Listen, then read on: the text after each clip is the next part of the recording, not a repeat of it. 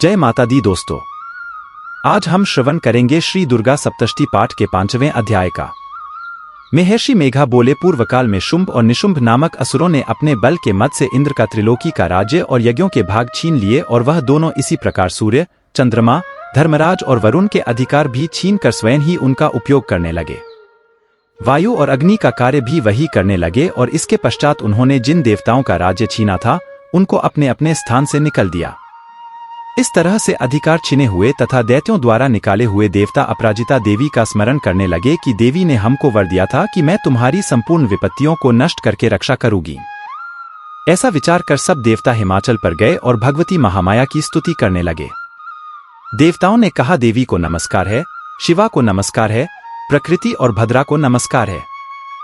हम लोग रौद्र, नित्य और गौरी को नमस्कार करते हैं। ज्योत्सनामयी, चंद्र रूपिणी व सुख रूप देवी को निरंतर नमस्कार है। शरणागतों का कल्याण करने वाली वृद्धि और सिद्धि रूपा देवी को हम बार बार नमस्कार करते हैं। और नैरती, राजाओं की लक्ष्मी तथा सावर्णी को नमस्कार है। दुर्गा को, दुर्ग स्थलों को पार करने वाली दुर्गापारा को, सारा सरकारिणी, ख्यति कृष्ण और ध्रुम देवी को सदैव नमस्कार है।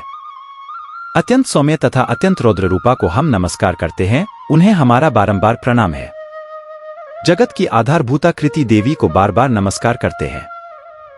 जिस देवी को प्राणी मात्र विष्णु माया कहते हैं उसको नमस्कार है, उसको नमस्कार है, उसको नमस्कार है। जो देवी संपूर्ण प्राणियों में चेतना कहलाती है उसको नमस्कार है, उसको नमस्कार है, उसको नमस्कार है। जो देवी संपूर्ण प्राणियों में बुद्धि रूप से स्थित है उसको नमस्कार है, उसको नमस्कार है, उसको नमस्कार है।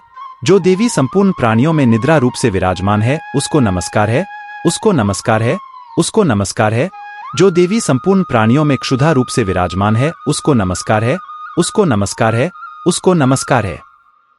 जो देवी संपूर्ण प्राणियों में छाया रूप से स्थित उसको नमस्कार है, उसको नमस्कार है, उसको नमस्कार है। जो देवी सब प्राणियों में शक्ति रूप से स्थित है उसको नमस्कार है, उसको नमस्कार है, उसको नमस्कार है। जो देवी सब प्राणियों में तृष्णा रूप से स्थित है उसको नमस्कार है, उसको नमस्कार है, उसको नमस्कार है। जो देवी सब प्राणियों में शांति रूप से स्थित है उसको नमस्कार है, उसको नमस्कार है, उसको नमस्कार है। जो देवी सब प्राणियों में जाति रूप से स्थित है उसको नमस्कार है, उसको नमस्कार है, उसको नमस्कार है। जो देवी सब प्राणियों में लज्जा रूप से स्थित है उसको नमस्कार है, उसको नमस्कार है, उसको नमस्कार है। जो देवी सब प्राणियों में शांति रूप से स्थित है उसको नमस्कार है, उसको नमस्कार है, उसको नमस्कार है। जो देवी सब प्राणियों में श्रद्धा रूप से स्थित है उसको नमस्कार है, उसको नमस्कार है, उसको नमस्कार है। जो देवी सब प्राणियों में कांति रूप से स्थित है उसको नमस्कार है, उसको नमस्कार है, उसको नमस्कार है। जो देवी सब प्राणियों में लक्ष्मी रूप से स्थित है उसको नमस्कार है, उसको नमस्कार है, उसको नमस्कार है। जो देवी सब प्राणियों में वृत्ति रूप से स्थित है उसको नमस्कार है, उसको नमस्कार है, उसको नमस्कार है। जो देवी सब प्राणियों में स्मृति रूप से स्थित है उसको नमस्कार है, उसको नमस्कार है, उसको नमस्कार है। जो देवी सब प्राणियों में दया रूप से स्थित है उसको नमस्कार है, उसको नमस्कार है, उसको नमस्कार है। जो देवी सब प्राणियों में तुष्टि रूप से स्थित है उसको नमस्कार है, उसको नमस्कार है, उसको नमस्कार है। जो देवी सब प्राणियों में मातृ रूप से स्थित है उसको नमस्कार है, उसको नमस्कार है, उसको नमस्कार है। जो देवी सब प्राणियों में भ्रांति रूप से स्थित है उसको नमस्कार है, उसको नमस्कार है, उसको नमस्कार है। जो देवी सब प्राणियों में नित्य व्याप्त रहती है उसको नमस्कार है, उसको नमस्कार है, उसको नमस्कार है। पूर्व काल में देवताओं ने अपने अभीष्ट फल पाने के लिए जिसकी स्तुति की है और देवराज इंद्र ने बहुत दिनों तक जिसका सेवन किया है, वह कल्याण की साधनभूता ईश्वरी हमारा कल्याण और मंगल करे तथा सारी विपत्तियों को नष्ट कर डाले। असुरों के सताए हुए संपूर्ण देवता उस परमेश्वरी को इस समय नमस्कार करते हैं तथा जो भक्ति पूर्वक स्मरण की जाने पर तुरंत ही सब विपत्तियों को नष्ट कर देती हैं, वह जगदम्बा इस समय भी हमारा मंगल करके हमारी समस्त विपत्तियों को दूर करें। महर्षि मेघा ने कहा, हे राजन, इस प्रकार जब देवता स्तुति कर रहे थे तो उसी समय पार्वती देवी गंगा में स्नान करने के लिए आईं। तब उनके शरीर से प्रकट होकर शिवादेवी बोलीं, शुंभ दैत्य के द्वारा स्वर्ग से निकाले हुए और निशुंभ से हारे हुए यह देवता मेरी ही स्तुति कर रहे हैं। पार्वती के शरीर से अंबिका निकली थी, इसलिए उसको संपूर्ण लोक में कौशिकी कहते हैं। कौशिकी के प्रकट होने के पश्चात पार्वती देवी के शरीर का रंग काला हो गया और वह हिमालय पर रहने वाली कालिका देवी के नाम से प्रसिद्धि हुई। फिर शुंभ और निशुंभ के दूत चंडमुंड वहां आए और उन्होंने परम मनोहर रूप वाली अंबिका देवी को देखा।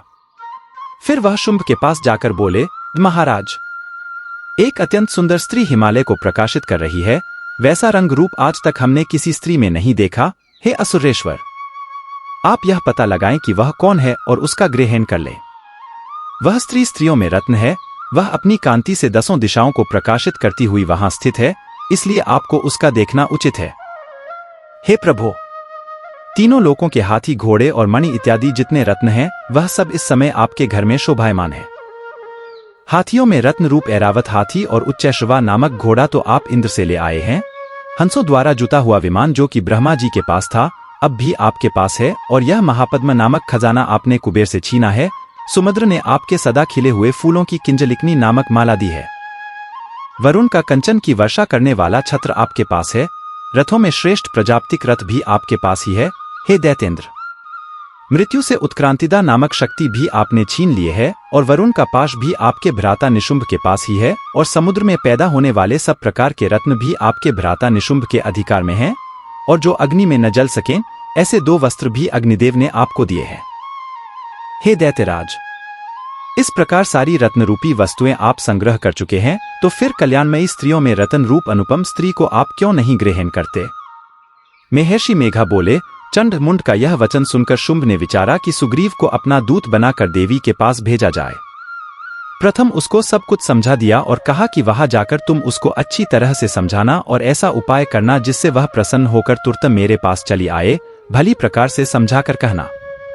दूत सुग्रीव पर्वत के उस रमणीय भाग में पहुंचा जहां देवी विराजमान थी।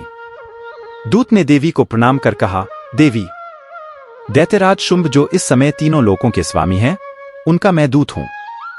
संपूर्ण देवता उसकी आज्ञा एक स्वर से मानते हैं। अब जो कुछ उसने कहला भेजा है वह सुनो। उसने कहा है, इस समय संपूर्ण त्रिलोकी मेरे वश में है और संपूर्ण यज्ञों के भाग को पृथक पृथक मैं लेता हूं। तीनों लोकों में जितने श्रेष्ठ रत्न हैं वह सब मेरे पास हैं। देवराज इंद्र का वाहन ऐरावत मेरे पास है, जो मैंने उससे छीन लिया है। उच्च श्रवा नामक घोड़ा जो क्षरीसागर मंथन करने से प्रकट हुआ था, उसे देवताओं ने मुझे समर्पित किया है। हे सुंदरी, इनके अतिरिक्त और भी जो रत्न भूषण पदार्थ देवताओं के पास थे वह सब मेरे पास हैं। हे देवी, मैं तुम्हें संसार की स्त्रियों में रत्न मानता हूं, क्योंकि रत्नों का उपभोग करने वाला मैं ही हूं। हे चंचल कटाक्षों वाली सुंदरी, अब यह मैं तुझ पर छोड़ता हूं कि तू मेरे भाई महापराक्रमी निशुंभ की सेवा में आ जाए। यदि तू मुझे वरेगी तो तुझे अतुल महान ऐश्वर्य की प्राप्ति होगी। अत तुम अपनी बुद्धि से यह विचार कर मेरे पास चली आओ। महर्षि मेघा बोले, दूत के ऐसा कहने पर संपूर्ण जगत का कल्याण करने वाली भगवती दुर्गा मंद ही मुस्कुराई और इस प्रकार कहने लगी, हे दूत, तू जो कुछ कह रहा है वह सत्य है और इसमें किंचित मात्र भी झूठ नहीं है। शुंभ इस समय तीनों लोकों का स्वामी है और निशुंभ भी उसी की तरह पराक्रमी है, किंतु इसके संबंध में मैं जो प्रतिज्ञा कर चुकी हूं उसे कैसे झुठला सकती हूं? अतः मैंने जो प्रतिज्ञा की है उसे सुनो। जो मुझे युद्ध में जीत लेगा और मेरे अभिमान को खंडित करेगा तथा बल में मेरे समान होगा, वही मेरा स्वामी होगा। इसलिए शुंभ अथवा महापराक्रमी निशुंभ यहां आवे और युद्ध में जीत कर मुझे से विवाह कर ले, इसमें भला देर की क्या आवश्यकता है? दूत ने कहा, हे देवी, तुम अभिमान में भरी हुई हो, मेरे सामने तुम ऐसी बात न करो। त्रिलोकी में मुझे तो ऐसा कोई दिखाई नहीं देता जो कि शुंभ और निशुंभ के सामने ठहर सके। हे देवी, जब अन्य देवताओं में से कोई शुंभ व निशुंभ के सामने युद्ध में ठहर नहीं सकता, तो फिर तुम जैसी स्त्री उनके सामने रणभूमि में ठहर सकेगी? जिन शुंभ आदि असुरों के सामने इंद्र आदि देवता नहीं ठहर सके, तो फिर तुम अकेली स्त्री उनके सामने कैसे ठहर सकोगी? आठ तुम मेरा कहना मानकर उनके पास चली जाओ, नहीं तो जब वह तुम्हें केश पकड़कर घसीटते हुए ले जावेंगे तो तुम्हारा गौरव नष्ट हो जाएगा। इसलिए मेरी बात मान लो। देवी ने कहा, जो कुछ तुमने कहा ठीक है। शुंभ और निशुंभ बड़े बलवान हैं, लेकिन मैं क्या कर सकती हूं, क्योंकि मैं बिना विचारे प्रतिज्ञा कर चुकी हूं। इसलिए तुम जाओ और मैंने जो कुछ कहा है वह सब आदरपूर्वक असुरेंद्र से कह दो। इसके पश्चात जो वह उचित समझें करें।